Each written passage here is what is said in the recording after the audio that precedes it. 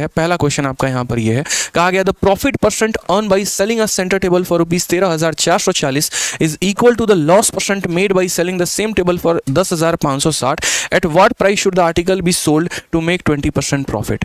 ठीक है, सिंपल सा क्वेश्चन है मेरे भाई कि एक सेंटर टेबल को 13,440 रुपए में बेचने पर अर्जित लाभ प्रतिशत उसी सेंटर टेबल को 10,560 में बेचे गए जो यानी उसके बराबर होता है। 20% का लाभ कमाने के लिए हमें इसे कितना बेचना चाहिए। यानी यहाँ पर सिंपल सा सवाल है कि जो आपका प्रॉफिट का परसेंट है वो आपके लॉस के परसेंट के बराबर है। आंसर हमारा हो जाएगा 14,400। अब ये कैसे आया वो हम देखते हैं। देखिए, प्रॉफिट लॉस का एक वो वाला टाइप जहाँ पर आपका प्रॉफिट परसेंट जो होता है वो हमारे लॉस के परसेंट के बराबर होता है। इसका मतलब क्या होता है, जब भी मेरे भाई ऐसा दिया गया हो कि प्रॉफिट परसेंट बराबर होगा मेरे भाई लॉस के परसेंट के, इसका मतलब क्या है, प्रॉफिट परसेंट हम किसे बोलते हैं, तो प्रॉफिट अपॉन सीपी इंटू 100 बोलते हैं, और लॉस परसेंट कितना बोलते हैं, तो लॉस अपॉन सीपी इंटू 100 बोलते हैं। 100 से 100 खत्म, सीपी हमारा सेम होता है। इसका मतलब क्या हो गया, प्रॉफिट बराबर लॉस हो गया। यानी किसी वस्तु को मैं बेच रहा हूं और जितने रुपए का लाभ मिल रहा है ना उतने ही रुपए का हानि मिल रहा है। तो याद करो जो बटरफ्लाई कंसेप्ट हम हमेशा पढ़ाया करते हैं, क्या पढ़ाते हैं कि अगर किसी वस्तु का मान लीजिए यहां पर कोई सीपी है, मैंने यहां पर इसे कितने में बेचा, तो मैंने यहां पर इसे 13,440 में बेचा तो मुझे प्रॉफिट मिला। और यदि मैं यहां पर इस आर्टिकल को 10,560 में बेचूंगा तो मुझे लॉस होगा। मेरा प्रॉफिट मेरे लॉस के बराबर है। और जब जब मैंने आपको सिखाया कि जब प्रॉफिट और लॉस दोनों के दोनों बराबर होते हैं उस केस में मेरे भाई यहां पर सीपी निकालने के लिए दोनों को जोड़कर क्या करते हैं, आधा कर देते हैं। तो अगर आप दोनों को जोड़ोगे मेरे भाई 13,000, 10,000, 23,000 और ये हमारा 24,000, 24,000 का आधा सीधा कितना हो जाएगा दोस्त, यहां पर 12,000 हो जाएगा। कई बार मैंने आपको पढ़ाया कि जब प्रॉफिट की वैल्यू लॉस के बराबर हो जाती है तो सीपी निकालने के लिए दोनों सेलिंग प्राइस को जोड़कर क्या कर दिया जाता है, आधा कर दिया जाता है। अब आपके पास कोई वस्तु है और वो वस्तु कितने की है, 12,000 की है, और आप इस 12,000 के आर्टिकल को 20% पर बेचना चाहते हो, 20% के लाभ कमाना चाहते हो, तो कितने में बेचोगे। तो कॉमन सेंस की बात है, आप यहां क्या बोलोगे, बोलोगे सर सेलिंग प्राइस निकालना है। जो दिया गया है वो मेरे भाई क्या है, तो कॉस्ट प्राइस है, यानी 12,000 क्या है, तो क्रय मूल्य है। क्रय मूल्य अपने आप में कितना होता है, 100%। मुझे क्या निकालना है, विक्रय मूल्य। 100% के समान पे 20% का लाभ, यानी कितने में बेचूंगा, तो 120% में बेचूंगा मेरे भाई, तो ये हो जाएगा 120। 2 0 से 2 0 खत्म, 12 इंटू 12 144 और 2 0 यहाँ साथ में। ऑप्शन नंबर सी का होना प्यार है करेक्ट आंसर हो जाएगा मेरे भाई। समझ में आ गया मेरी बात को यहाँ पे लेके। तो कभी भी इस सवाल को देखना अपने आसपास, कभी भटकता तुम्हें मिले कि प्रॉफिट परसेंट बराबर लॉस परसेंट, इसका मतलब प्रॉफिट बराबर लॉस। और अगर ऐसा आ गया कि प्रॉफिट और लॉस बराबर है तो सीपी निकालने के लिए दोनों को जोड़कर क्या करोगे, आधा करोगे। 24,000 का आधा कितना हो गया, 12,000। 12,000 का 20% निकाल के उसमें जोड़ दो, तुम्हारा आंसर मेरे भाई आ जाएगा। तो छोटू मोटू सवाल हमारा यहाँ पर ये था। उसके बाद यहाँ पर एक और सवाल, चलिए आ जाइए नेक्स्ट क्वेश्चन, क्वेश्चन नंबर 2। एकदम थोड़ा सा स्पीड वे में चलेंगे मेरे भाई ताकि हम सभी सवालों को टचअप कर पाए, समझ पाए। यहाँ पे बढ़िया बढ़िया क्वेश्चंस पूछे गए हैं, सवालों का लेवल देखिए बढ़िया है मेरे भाई। ठीक है, क्वेश्चन नंबर 2 देखिए क्या कहा गया है। कहा गया है कि when a wire is bent in a form of a square then the area enclosed by it is 5929 centimetre square. If the wire is bent in a form of a circle what will be the area enclosed by the wire. कहने का मतलब कि एक मेरे पास wire है और उस wire को यदि मैं यहाँ पर वर्ग का आकार देता हूँ तो इतने का क्षेत्रफल बनता है। यदि मैं यहाँ पर उसको वृत्त का आकार दूंगा, सर्कल का आकार दूंगा, तो मेरे भाई यहाँ पर कितने का क्षेत्रफल बनेगा। कई बार हम आपको समझाए हैं, जैसे मान लीजिए यहाँ पर ये स्क्वायर हो गया और यहाँ पर दोस्त हमारा क्या हो गया, यहाँ पर हमारा ये सर्कल हो गया। यहाँ पर क्वेश्चन में दोस्त क्या कहा गया, समझते चलिएगा छोटी छोटी बातों को लेके। ठीक है, कि वायर जो है वो फिक्स है, अगर आप उसको इसका आकार दोगे तो आपका क्षेत्रफल कितने का बनेगा, तो आपका क्षेत्रफल 5, 9, 2 और 9 का बनेगा। और अगर आप उसको सर्कल का आकार दोगे तो आपका एरिया मेरे भाई कितना बनेगा। सबसे पहला क्वेश्चन, अगर इस सवाल में मान लीजिए कि मेरे 3 ऑप्शंस ऐसे रहते जो हमारा इससे कम रहता तो वो ऑप्शन को हम आंसर टिक करते जो हमारा इससे ज्यादा होता। क्योंकि मैं आपको पढ़ा चुका हूं कि जब पेरीमीटर हमारा कांस्टेंट होता है और पेरीमीटर हमारा सेम होता है तो हमेशा सर्कल का एरिया किससे ज्यादा होता है, स्क्वायर के एरिया से। क्योंकि हमारे चारों के चारों ऑप्शन इससे ज्यादा है तो हमें वैल्यू को कैलकुलेट करना ही पड़ेगा। अब बात करते हैं कि जब एक रस्सी को लेकर आप उसे अलग अलग आकार देते हैं तो उस केस में कंसेप्ट क्या लगता है। उस केस में कंसेप्ट में मेरे भाई यहाँ पर इतना लगता है कि सभी का पेरीमीटर हमारा क्या हो जाता है, बराबर। आप उस वायर को चाहे स्क्वायर बना दीजिए, आप उस वायर को सर्कल बना दीजिए, आप उसको ट्रायंगल बना दीजिए, वायर तो फिक्स है ना, लंबाई है ना। अब मैं अपने हाथ के धागे को खोल के कोई भी आकार दे दूं, धागे की लंबाई तो फिक्स होगी, पेरीमीटर तो फिक्स होगा, यानी इसका पेरीमीटर इसके पेरीमीटर के मुझे क्या करना है, बराबर करना है। और पेरीमीटर बराबर करेंगे उसके बाद हम यहाँ क्या निकालेंगे, एरिया। तो सबसे पहले मेरे भाई इसका एरिया दिया गया है, ए स्क्वायर का मान मेरे भाई कितना है, तो 5929 है, ठीक है। अब अगर हम यहाँ रूट करेंगे तो ए का रूट हमारा इतना हो जाएगा, और ये हमारा किसका है, इसका रूट करोगे तो 77 हो जाएगा। फटाफट माइंड में कैलकुलेट करना मेरे भाई आना चाहिए यहाँ पे, ठीक है। अब इसकी वैल्यू हमारी कितनी आ गई, तो इसकी वैल्यू हमारी 77 आ गई। इसका पेरीमीटर इसके पेरीमीटर के बराबर है, तो इसका पेरीमीटर कितना होगा, तो बोलोगे 77 × 4। और मेरे भाई इसका पेरीमीटर कितना होता है, तो 2 × 22/7 × r, 2πr, ठीक है। एक स्क्वायर का पेरीमीटर कितना 4 है, और एक सर्कल का पेरीमीटर कितना मेरे भाई यहाँ पर, तो 2πr। यहाँ से क्या निकल के आ जाएगा दोस्त, आपका यहाँ से रेडियस निकल के आ जाएगा। कैलकुलेट करिए। बोलेंगे सर देखिए 2 से आपका 2 बार में चला जाएगा, 2 से आपका 11 बार में चला जाएगा, और 11 से आपका 7 बार में, तो रेडियस हमारा कितना हो जाएगा, 7 × 7 यानी 49, और रेडियस मेरे भाई कितना हो जाएगा, 49। अब रेडियस हमारा 49 आ गया, तो हमें क्या कैलकुलेट करना है, what will be the area enclosed bye the wire. Area मेरे भाई निकालना है। एरिया निकालना है तो हम कैसे करेंगे, तो बोलेंगे सर एरिया जो होता है सर्कल का वो कितना होता है, πr² यानी 22/7 इंटू हमारा कितना r, और इंटू हमारा कितना हो जाएगा, तो r यहाँ पे 7 से हम कितनी बार में काटेंगे, 7 बार में, ठीक है। 2 × 9 18, 8 × 7 56, इक्याई के स्थान में 6 है। ऑप्शन नंबर ए जो है वो हमारा क्या है, करेक्ट आंसर है। पूरा किसने बोला था मल्टीप्लाई करने को, करना ही नहीं था यहाँ पे, ठीक है। आप खुद ही देखो ना, 2 × 9 18, 18 का मतलब 8 हो गया, 8 × 7 56, 56 का मतलब 6 हो गया।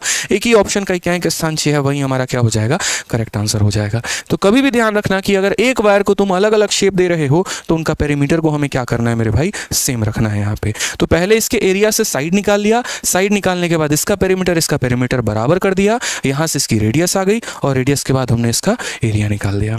ठीक है दोस्त, चलिए आगे बढ़ते हैं। बहुत मजा आ रहा है भाई, बहुत अच्छा लग रहा है, चलिए आइए, ठीक है। चलिए तीसरे क्वेश्चन की तरफ बढ़ते हैं। अगला सवाल हम देखते हैं MTS 25/2023, अभी रिसेंट में पूछा गया सवाल है। देखिए यहाँ पे क्या कहा गया है, the ratio of the outer and inner circumference of a circular path is 17:15। If the path is 40 meter wide, what is the radius of inner circle. ठीक है, 2 का मान मेरे भाई 40 है, 1 का मान 20 हो गया, 17 दूना 34, option number B for Baahubali. अब ये हमारा क्या है और कैसे है, क्या कहा गया है, देखो बहुत ही सिंपल सवाल है कि वृत्ताकार पथ की बाहरी और भीतरी परिधि 15 दूना 30 हो जाएगा, आंतरिक वृत्त है ना, तो 15 दूना 30 यानी ऑप्शन नंबर डी आंसर हो जाएगा। ठीक है, अब यहाँ पर क्या कहा गया वो देखिए, यहाँ पर मेरे भाई 2 तरह के सर्कल की बात कही गई है, एक हमारा छोटू सर्कल है और एक हमारा बड़ा सर्कल है। ठीक है, और यहां पर कहा गया है, समझिए इस बात को लेके, कि वृत्ताकार पथ की बाहरी और भीतरी परिधि का अनुपात 17 और 15 है, यानी छोटा वाला रेडियस हमारा कितना है, तो 15 यूनिट है, और बड़ा वाला रेडियस हमारा कितना है, तो 17 यूनिट है। ठीक है, फिर कहा गया यदि पथ जो है हमारा 40 मीटर चौड़ा है, जैसा कि आपको पता है कि जो विड्थ होता है, जो चौड़ाई होती है, वो कितना यूनिट होता है मेरे भाई, तो यहां पर इसी को हम चौड़ाई बोलते हैं, बताइए। ठीक है, तो यहां से लेकर यहां तक 15 यूनिट, पूरा का पूरा मान हमारा कितना यूनिट, 17 यूनिट। तो ये जो हमारा गैप होगा दोस्त, यहाँ पे ये जो हम यहाँ गैप की बात करेंगे, तो ये हमारा गैप कितना हो जाएगा, तो ये गैप हमारा 2 यूनिट हो जाएगा।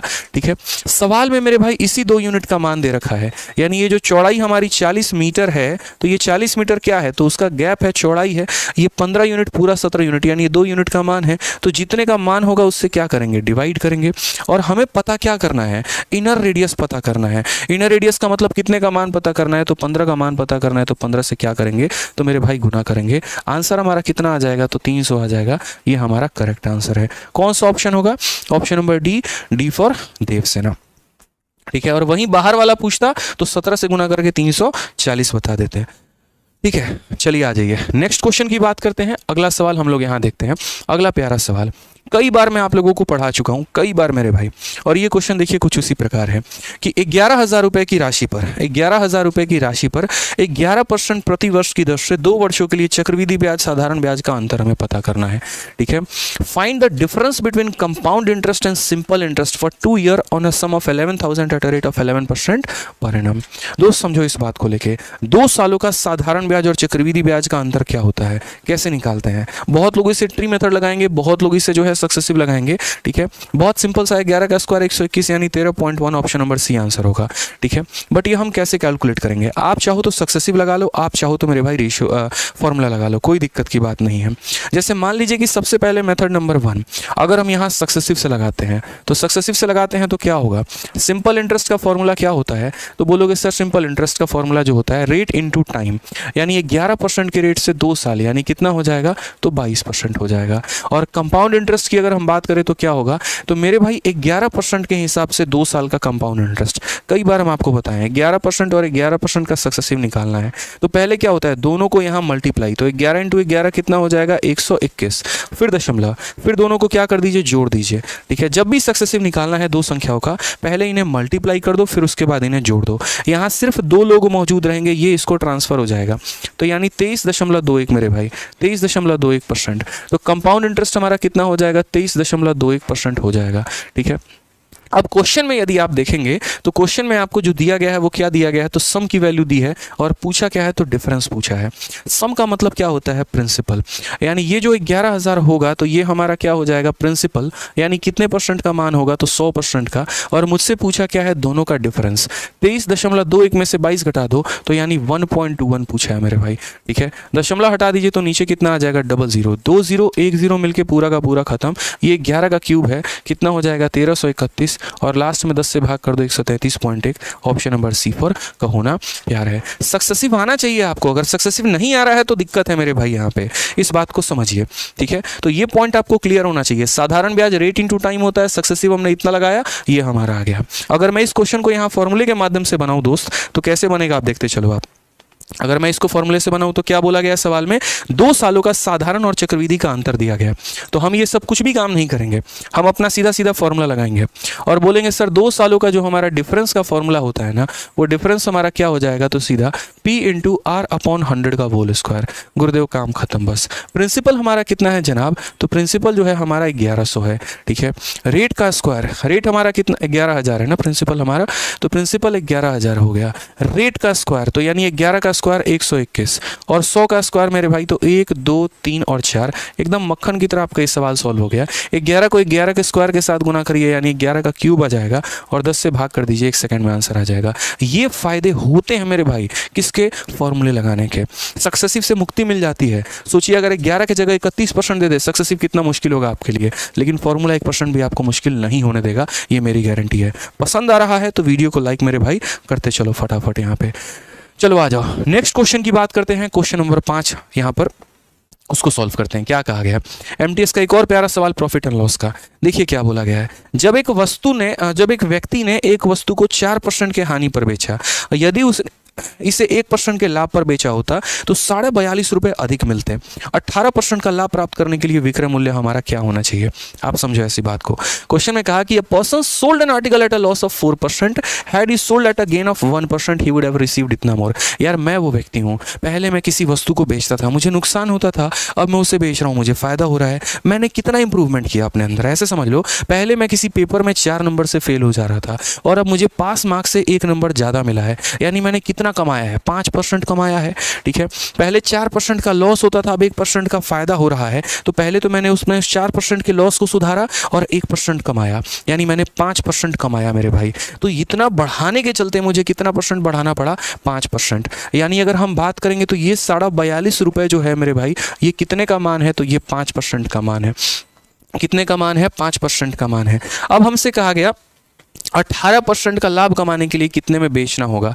आप मुझे बताओ, कॉस्ट प्राइस अपने आप में कितना होता है, 100% होता है, ठीक है।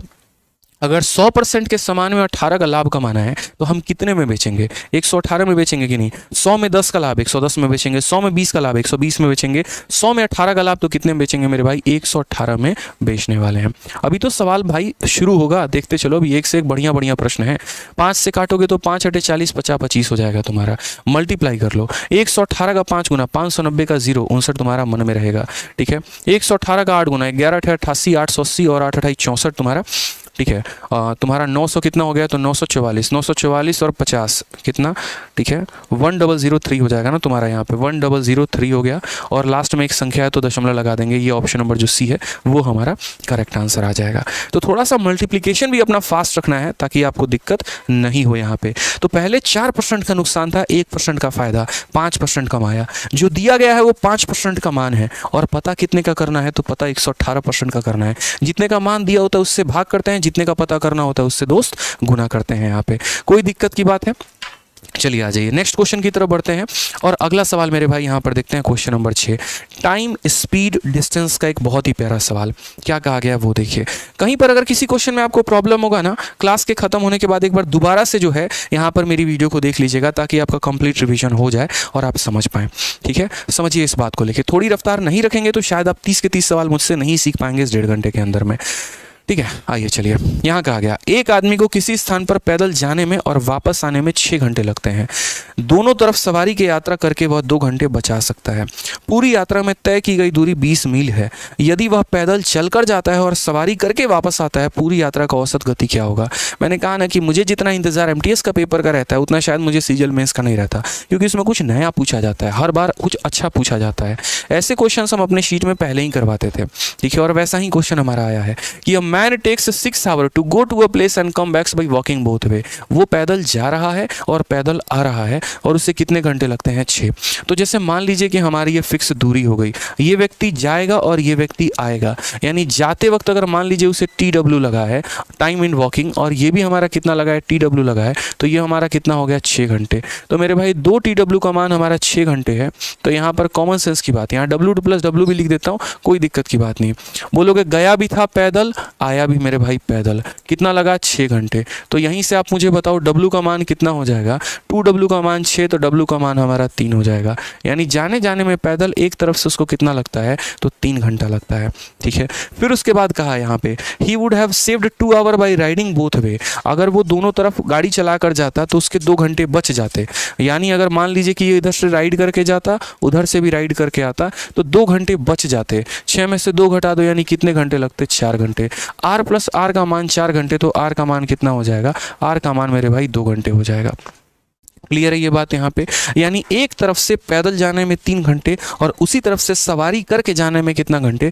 2 घंटे। डिस्टेंस हमारा कितना है? तो बोला गया distance cover in whole journey, दोनों तरफ का जो दूरी है, मतलब अगर हम बात करते हैं यहाँ से और यहाँ से दोनों 20 है, तो मेरे भाई दोनों तरफ की जर्नी अगर 20 है तो एक तरफ की जर्नी कितनी हो जाएगी? तो 10 माइल हो जाएगी।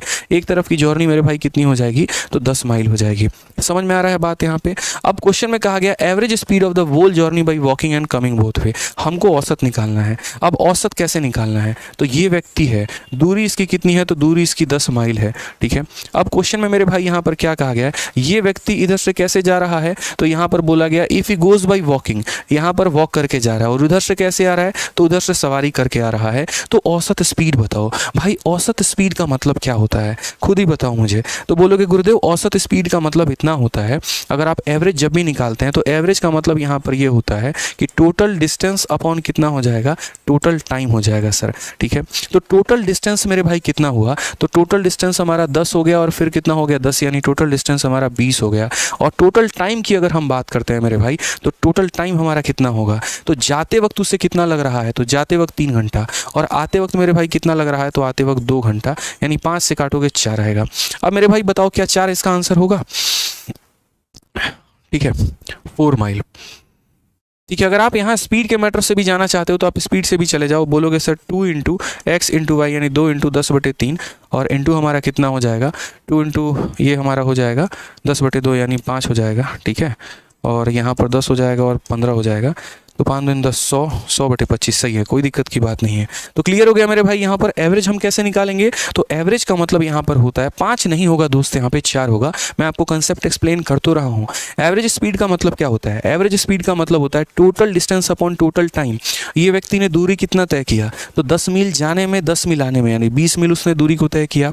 और समय कितना लगा? तो इधर से वो पैदल जा रहा है तो 3 घंटा, और उधर से वो राइड करके आ रहा है, सवारी करके आ रहा है 2 घंटा, तो टोटल टाइम इतना लगा। 20/5 कितना होता है? तो 4 होता है। तो सही उत्तर हमारा कितना होगा? Option number D for Devsena. खेल खत्म मेरे भाई यहाँ पे। ठीक है, कोई दिक्कत की बात है? हम चलिए आ जाइए नेक्स्ट क्वेश्चन की तरफ बढ़ते हैं और अगला सवाल मेरे भाई देखते हैं। थोड़ा सा कैलकुलेटिव प्रश्न है, अपने आप को संभाल लीजिएगा।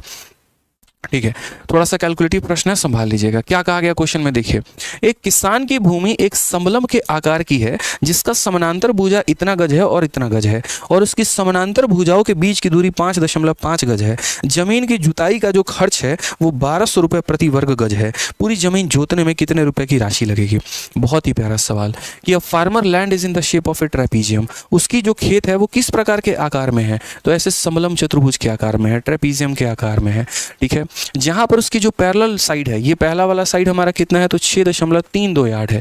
समझ गया मेरी बात को लेके यहाँ पे। उसके बाद यहाँ कहा गया 7.68 यार्ड हमारा क्या है मेरे भाई? तो ये वाला दूसरा है। उसके बाद हमसे यहाँ पर कहा गया डिस्टेंस बिटवीन द पैरेलल, इसके बीच की जो दूरी है वो हमारा कितना है? 5.5 है। और रेट हमारा क्या है? तो 1200 पर स्क्वायर यार्ड। ठीक है, एक यहाँ पर जो है यार्ड स्क्वायर की वैल्यू कितनी है? 1200। तो उसको कितना खर्चा लगेगा? यार कभी भी इस बात को समझो, ऐसे सवाल कभी भी आते हैं ना, जैसे इस कमरे की पेंटिंग करनी है, खेत की जुताई करनी है, या कुछ भी आपको करना है और आपको कॉस्ट बोले, तो कॉस्ट निकालने के लिए हमेशा एरिया को रेट से गुना करते हैं। इस बात को ध्यान रखिएगा। अगर आपको क्या निकालना है? अगर आपको कॉस्ट निकालना है तो कॉस्ट निकालने के लिए क्या करेंगे? पूरा का पूरा एरिया निकालेंगे और उसको गुना करेंगे किसके साथ? रेट के साथ। अब चूंकि आप पढ़ रहे हैं एक ट्रेपीजियम का एरिया किस प्रकार निकालते हैं? तो ट्रेपीजियम का जो एरिया होता है वो होता है हाफ इनटू, ठीक है, सम ऑफ पैरेलल साइड। यहाँ पर पैरेलल साइड का सम, तो यहाँ 7 और 6 13 और ये हमारा एक 14 यहाँ पर। तो half into sum of parallel side मेरे भाई कितना हो जाएगा?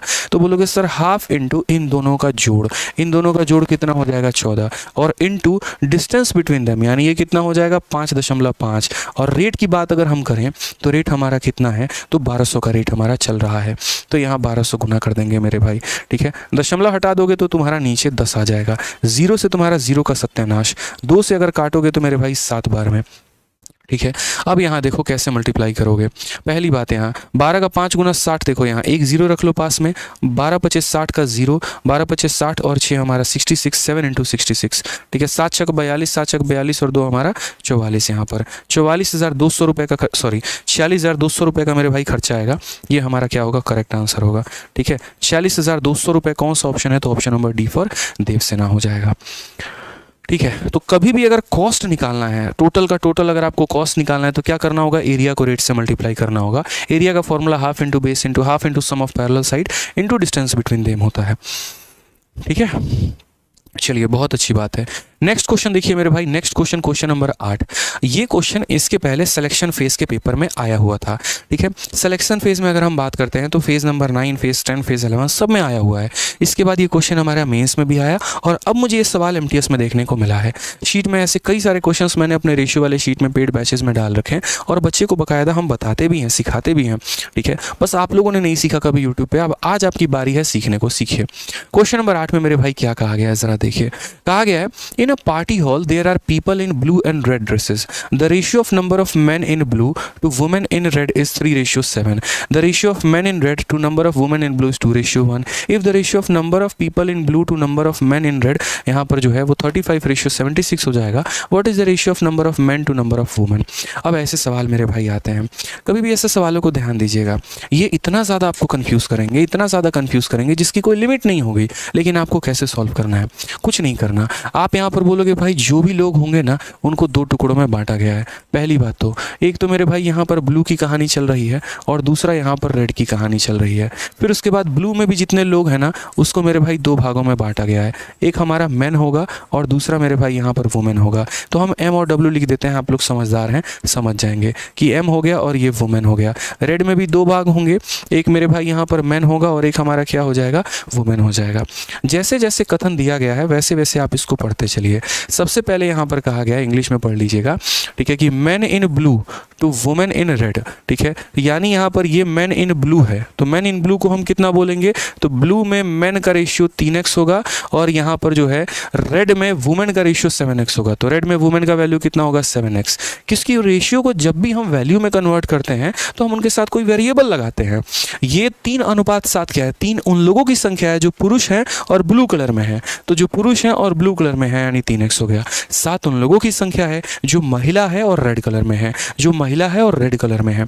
ठीक है, उसके बाद यहाँ पर जो है एक भाई कहता है वुमेन टू पिंक लवर्स होती हैं सर। अच्छा अभी फिलहाल तुम पढ़ लो, यहाँ लवर लवर वाला मत किया करो यहाँ पे। चलो आओ, ठीक है। यहाँ पर क्या बोला गया, तुम है ना मतलब आशिकी देखते रहोगे यहाँ पे। चलो आओ यहाँ पे, नेक्स्ट क्या बोला गया, ratio of man in red, man in red, ठीक है, और वुमेन इन ब्लू। तो ये मैन की संख्या है जो रेड में है, तो इन्हें हम क्या बोलेंगे, मैन की संख्या जो रेड में है, यानी ये कितने हैं तो 2i है।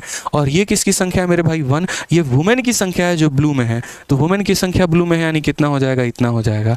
अब नेक्स्ट मेरे भाई क्वेश्चन में क्या कहा है, तो नेक्स्ट मेरे क्वेश्चन में कहा है ratio of number of people in blue to number of people in red. पूरे के पूरे ब्लू का और पूरे के पूरे रेड का रेशियो दिया गया है। तो ब्लू में कितने लोग हैं मेरे भाई, तो ब्लू में हमारा 3x प्लस वाई है, ये हमारा टोटल हो गया। और रेड में कितने लोग हैं, तो ये हमारा 2y प्लस 7 है, ये रेड हो गया। ब्लू और रेड का हमारा रेशियो दिया है और वो हमारा कितना है, तो 35:76 है। कितना है, तो 35:76 है। बस x और y का रेशियो निकाल लो, काम खत्म हो जाएगा, ठीक है। एक्स और वाई का रेशियो निकाल लो मेरे भाई, खेल खत्म, यहीं से सवाल तुम्हारा हो जाएगा, ठीक है। समझो यहाँ पे आप कैसे सॉल्व करोगे, तो देखो एक्स और वाई का रेशियो निकालना कोई बड़ी बात थोड़ी है, आप यहीं से निकाल सकते हैं। देखिए 76 को इधर 3 के साथ गुना करेंगे तो कितना हो जाएगा मेरे भाई, ठीक है, 18 228 हो जाएगा, ठीक है। नेक्स्ट यहाँ पर 76 को अगर आप y के साथ गुना करेंगे 76y हो जाएगा। और अगर आप इधर मल्टीप्लाई करते हैं तो ये कितना हो जाएगा, 35 दूनी 70 हो जाएगा हमारा, 70 35 इंटू 2 70y हो जाएगा। और 35 का साथ गुना 7 तिरके 21 और 7 पचे 35 245 हो जाएगा हमारा, ठीक है। 245 हमारा कितना हो जाएगा, यहाँ पर तो हमने लिखा ही नहीं x है, तो ये कितना हो जाएगा, इतना x हो जाएगा। अब ज़रा सही से देखो 76 में से 70 घटा दो तो कितना हो जाएगा, 6y हो जाएगा। और 245 में से 228 घटा दो कितना हो जाएगा, तो बोलोगे सर 17x हो जाएगा यहाँ पे। तो यहीं से हमारा y अपॉन x का मान जो है वो हमारा कितना आ गया, 17/6 आ गया। आप इसको रेशियो का भी नाम दे सकते हो और आप ऐसा भी कह सकते हो कि सर ये जो हमने निकाला है ना, ये इनकी वैल्यू निकाली है। y का मान 17 हो गया, x का मान कितना हो गया, 16 हो गया। आप ऐसे मान के चल लीजिए, हालांकि इसको वैल्यू हम कंसीडर नहीं करेंगे, बट हाँ ठीक है, अभी रेशियो निकालने के लिए तो इसको वैल्यू का नाम दे ही सकते हैं।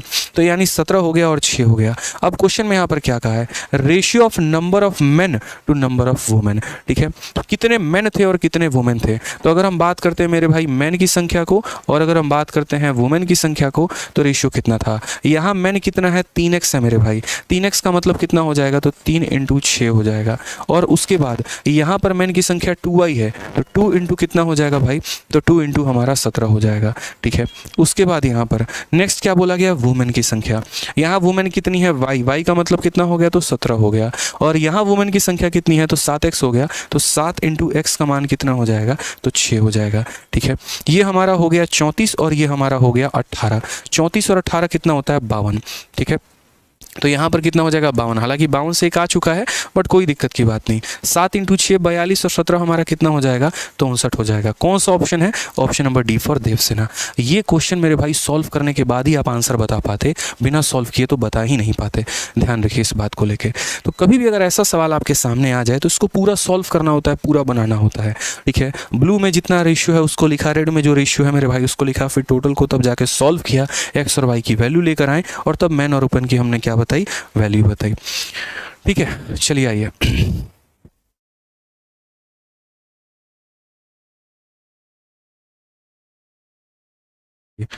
बताएंगे, अभी होगा।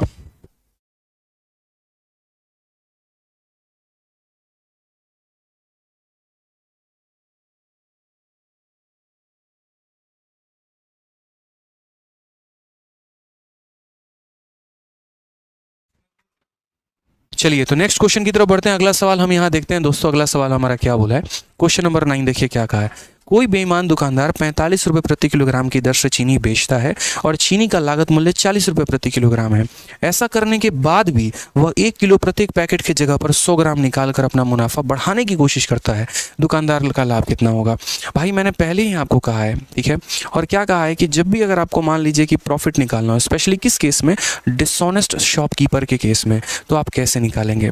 तो आप यहाँ बोलेंगे सर बेईमान दुकानदार की तो आदत ही रही है शुरू से बेईमानी करने की, वो बेईमानी पर ही जिंदा रहता है, हमेशा बेईमानी करते रहता है, तो कैसे करेंगे यहाँ पे।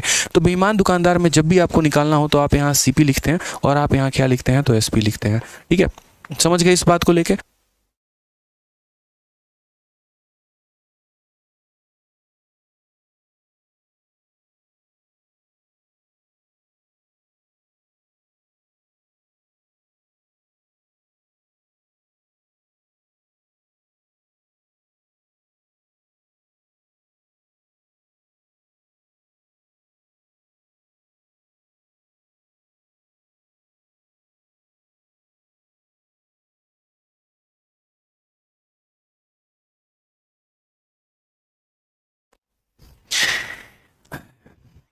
चलो एक छोटा सा काम आ गया था, ठीक है।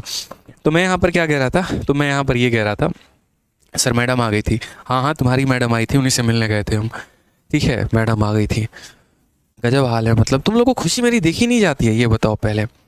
2 मिनट साइड में हटे नहीं, मैडम आ गई थी, लग रहा है उन्हीं के पास गए थे। पढ़ लो नालायक, ठीक है। तो यहाँ बेईमानी कैसे चल रही है, हम तुमको बेईमानी बढ़ा रहे हैं, तुम यहाँ पर कहाँ चूर हो आशिकी में, पढ़ो यहाँ पे। तो यहाँ पर क्या कहा गया बेईमानी के बारे में। अब बेईमान दुकानदार किस तरीके से बेईमानी करता है, एक तो रेट बढ़ाकर बेईमानी करेगा, दूसरा मिलावट करके बेईमानी करेगा, तीसरा मेरे भाई कम वजन दे के बेईमानी करेगा। तो यहाँ पर क्या है कि वो सामान को खरीदता 40 में है और बेचता 45 में है। तो खरीदता 40 में है और बेचता कितने में है, तो 45 में है। उसके बाद यहाँ पर क्या है कि 1 किलो के जगह पर वो 100 ग्राम डंडी मार देता है। कहने का मतलब वो सामने वाले से पूरा का पूरा 1000 का पैसा, जैसे मानो 1 ग्राम का कीमत अगर 1 रुपये है तो 1000 ग्राम का कीमत कितना रहा होगा, 1000 रुपये। तो मैंने आपसे कितने रुपए लिए, आप इमेजिन करो, 1 ग्राम की कीमत 1 रुपये, मैंने कहा 1000 ग्राम की कीमत दे दो, आपने मुझे 1000 रुपये पकड़ा दिए। तो मैंने आपसे पैसा कितना लिया, 1000, यानी मैंने बेचा कितने का है, 1000 का। बट मुझे पता है कि मैंने अपने जेब से उसमें 100 ग्राम कम दिए हैं, यानी 900 ग्राम ही दिए हैं। यानी मैंने अपने जेब से कितना लगाया है, तो 900 ग्राम लगाया है, यानी 900 रुपये का सामान। तो 900 की इन्वेस्टमेंट डाल के मैं 1000 रुपये कमा लेता हूँ, 900 रुपये की इन्वेस्टमेंट डालता हूँ, बेईमानी करके 1000 कमा लेता हूँ। बस यहाँ पर हो गया मेरे भाई, 1 2 और 3 0 से पूरा का पूरा 3 0 खत्म। 9 से हमारा कितनी बार में, 5 बार में खत्म। रेशियो हमारा 4:5 आ गया। 4 के सामान को 5 में बेचा गया है, तो हमारा प्रॉफिट परसेंट कितने का है, 1 का मेरे भाई फायदा कितने के ऊपर, 4 के ऊपर, इंटू कितना, 100%। पूरी दुनिया को पता है 1/4 कितना होता है, तो 25%। Option number D for Devsena correct answer है, ठीक है। समझ में आ गया भाई मेरी बात यहाँ पे। चलो आ जाओ नेक्स्ट क्वेश्चन देखते हैं। क्वेश्चन नंबर यहाँ पर 10 नंबर सवाल, बहुत ही प्यारा, ठीक है। आइए इस सवाल में क्या कहा गया है, देखिए कहा गया है सुरेश अकेला 1 दिन में 1 घंटा काम करके 10 दिनों में काम को कर सकता है। शालू अकेला उसी काम को प्रतिदिन 5 घंटे काम करके 2 घंटे में कर सकती है। उसी कार्य को 10 दिनों में पूरा करने के लिए उन्हें 1 दिन में कितने घंटे साथ मिलकर काम करना होगा, आधा घंटा। ऑप्शन नंबर बी आंसर है। सवाल पढ़िए और आंसर टिक करिए, बात खत्म। कैसे करेंगे आप देखिए, पहला व्यक्ति यहाँ पर कौन है, तो सुरेश है। रोज के रोज वो 1 घंटा काम करता है और 10 दिन तक काम करता है। आप ऐसे देखो कि यार यहाँ पर काम करने के लिए कितने घंटों की आवश्यकता है, तो बोलोगे यार मैं 1 घंटा काम करने आता हूँ इंटू 10 दिन, यानी सुरेश अगर काम खत्म करना चाहता है तो सुरेश को 10 घंटे लगेंगे। सुरेश को मेरे भाई कितना लगेगा, तो बोलोगे सर सुरेश को है ना 1 घंटे के हिसाब से 10 दिन, यानी सुरेश को काम करने में 10 घंटे लगेंगे। उसके बाद यहाँ पर शालू की बात करते हैं। शालू रोज के रोज मेरे भाई 5 घंटे काम करती है, बहुत मेहनती लड़की है, लेकिन आती मात्र 2 दिन है। तो अगर हम शालू की बात करें तो यहाँ पर जो हमारी शालू है मेरे भाई, उसको क्या कहानी है, तो यहाँ पर वो 5 घंटे के हिसाब से 2 दिनों में काम निपटाती है, यानी 10 घंटे। तो क्या हम ऐसा नहीं कर सकते कि चाहे सुरेश हो या शालू हो, दोनों को तो समय बराबर लग रहा है, और जब 2 व्यक्तियों का समय बराबर होता है तो यानी उनकी क्षमता क्या होती है, एफिशिएंसी क्या होती है, बराबर होती है, ठीक है। यानी जो पोटेंशियल सुरेश की है वही पोटेंशियल यहाँ शालू की है। अगर दोनों से हम बराबर समय काम कराएं, दोनों के दोनों बराबर काम करेंगे। समझ में आ गया बात यहाँ पे। तो एफिशिएंसी क्या हो गई, सेम हो गई, जितना काम सुरेश करेगा उतना ही काम शालू करेगी। भेदभाव मेरे भाई कहीं भी कुछ भी नहीं रहेगा, ठीक है। अब समझो, कहा गया how many hour do they need to work together in a day to complete a work in 10 दिन, ठीक है। रोज की रोज वो कितना घंटा काम करेंगे और साथ मिलकर मेरे भाई काम करेंगे कि पूरा का पूरा काम 10 दिनों में निपट जाए। 2 लोग अब काम कर रहे हैं, अब एक व्यक्ति काम नहीं कर रहा है, ठीक है। तो आप ऐसे समझो, 2 लोग काम करते हैं और मानो कितने दिनों तक, x घंटे तक काम कर रहे हैं, और यहाँ कितना काम करना है, तो 10 घंटे तक काम करना है। समझना मेरी बात को, मैं दोबारा से रिपीट करता हूँ। चाहे शालू काम करे चाहे सुरेश काम करे, काम तो 10 घंटे का ही है। अब जैसे मानो इस कमरे को बनाना है, मैं यहाँ मान लो राम को बनाता हूँ, तो राम भी इस पूरे के पूरे कमरे को 10 घंटे में डेकोरेट कर देता है। मैं श्याम को बुलाता हूँ, वो भी पूरे के पूरे कमरे को 10 घंटे में डेकोरेट कर देता है। तो क्या मैं ऐसा नहीं कह सकता कि इस कमरे को डेकोरेट करने के लिए 10 घंटों की आवश्यकता है? बताओ, हो सकता है कि नहीं हो सकता है? तो मैं बोलूँगा कि अगर मान लीजिए यहाँ राम और श्याम दोनों आ जाए, यानी कितने व्यक्ति आ गए, 2 व्यक्ति, और वो डेली के हिसाब से x घंटा काम कर रहे हैं, तो काम कितने दिनों में कंप्लीट होगा, 10 में। तो यानी x का मान यहाँ कितना होगा, तो यहाँ पर बोलोगे बोलोगे सर देखो 0.5 आवर, कैसे यहाँ पर मैं आपको एक्सप्लेन कर दे रहा हूँ पूरा का पूरा। देखो कि how many hour do they need to work together in a day to complete the same work in 10 दिन। अब देखो पूरा का पूरा काम उन्हें 10 दिनों में कंप्लीट करना है, तो पूरा का पूरा काम उन्हें कितने दिनों में कंप्लीट करना है? 10 दिनों में। तो यहाँ पर बोलोगे वो रोज़ कितने घंटे काम करेंगे, रोज़ कितने घंटे काम करेंगे? बोलोगे सर 10 घंटे का काम है और 10 घंटे के काम को 10 दिनों में निपटाना है, यानी रोज़ के रोज़ कितना काम करना होगा? तो उन्हें 1 घंटा काम करना होगा। वो लोग मिलकर कितना घंटा काम करेंगे? तो 1 घंटा, यानी डेली उनको कितना काम करना है? 1 घंटा। तो मेरे भाई 2 लोग यहाँ पर मिलकर अगर 1 घंटे में काम कर रहे हैं तो एक व्यक्ति कितना काम करेगा? तो मेरे भाई आधा घंटा। आप आसान भाषा में बोलोगे 0.5 आवर। ठीक है, तो how many hour do they need to work together, ठीक है, in a day to complete the same work, तो आधा घंटा के हिसाब से। और इतना ना कॉम्प्लिकेट करके बहुत आसान में हम ये बात कह सकते हैं यार काम 10 घंटे में कंप्लीट करवाना है। आप थोड़ा ऐसे मेरे बातों को रिलेट करो, काम 10 घंटे में कंप्लीट करवाना है। अब मैं भाई ऑप्शन आपको लेके चलता हूँ, ठीक है। मान लीजिए यहाँ पर एक व्यक्ति आधा घंटा काम करता है और दूसरा भी आधा घंटा काम करता है, तो मिलकर यहाँ पर 1 घंटा काम कर लिए और 1 घंटा इंटू 10 दिन उनका 10 घंटे का काम पूरा हो जाएगा। सिंपल सी बात है यहाँ पे। तो कौन सा ऑप्शन होगा? ऑप्शन नंबर जो बी है वो हमारा करेक्ट आंसर होगा, ठीक है। बाकी मेरे भाई यहाँ पर ये आपका टेलीग्राम है, ज्वाइन कर लीजिएगा, पीडीएफ फॉर्म मिल जाएगा, डाउनलोड कर लोगे तो पढ़ लोगे तो दरोगा और कांस्टेबल लगिए जाओगे, बुझे कि नहीं बुझे यहाँ पे, समझे ना। और बाकी कभी गणित में किसी को भी मेरे भाई पढ़ना हो, ठीक है, रिकॉर्डेड पढ़ना है तो हमारा वीओडी बैच बता दीजिएगा। 699 में आता है, लाइफ टाइम वैलिडिटी आता है। वो धोखा दे सकती है या दे सकता है, ये बैच कभी धोखा नहीं देगा, समझे। सिलेक्शन दिला के ही रहेगा। आरजी विक्रमजीत एप्लीकेशन से मिलता है और ये उसका इंक्वायरी नंबर है। और अगर किसी भाई को लाइव पढ़ना है तो वो हमारा चैंपियंस बैच है जो हर समय पर आते रहता है, वो भी यहीं से मिलता है और उसके लिए भी हमारा यहीं पर इंक्वायरी नंबर है, ठीक है। बाकी वीडियो कैसा लगा लाइक करके कमेंट करके बताइए दीजिएगा, ठीक है। मिलते हैं मेरे भाई अगले सेशन में। आज के लिए इतना ही। बहुत बहुत बहुत बहुत धन्यवाद। लव यू ऑल मेरे भाई, ठीक है। Thank you.